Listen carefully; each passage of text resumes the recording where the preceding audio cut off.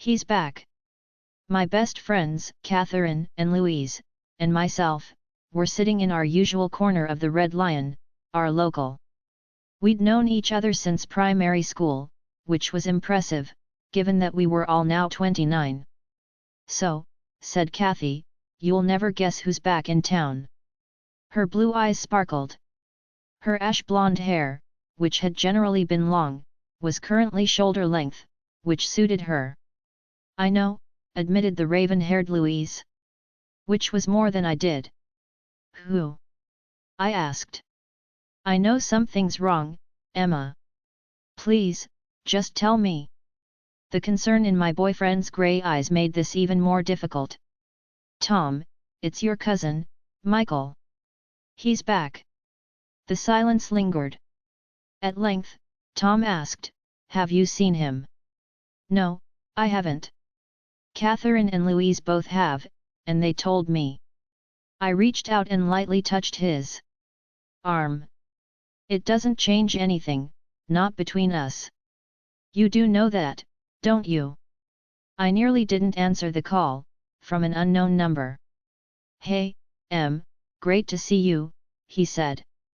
What can I get you? Your usual. Usual? Was the guy for real? After all this time, how could he possibly know what my usual might be? The fact that it was still a pint of Stella was not the point.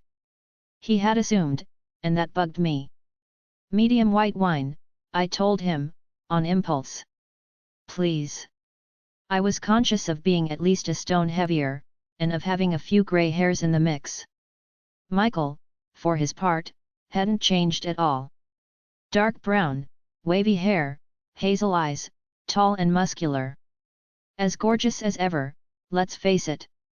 For a moment, I was overwhelmed by it all, and by being there with the man I had, at one time, been preparing to marry. So, how's Natalie? Cut to the chase. No idea. He placed my drink in front of me.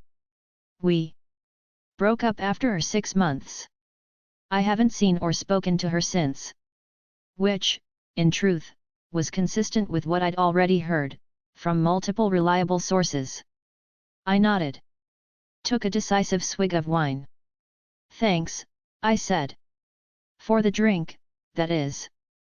Like, I needed to clarify that I wasn't thanking Michael for cheating on me with my so-called sister. Natalie had lost her right to any such claim, in my book, although in truth, I would still reply to a percentage of her various text messages. Mum and our other sister, Claire, were constantly encouraging me to contact her, heal the relationship.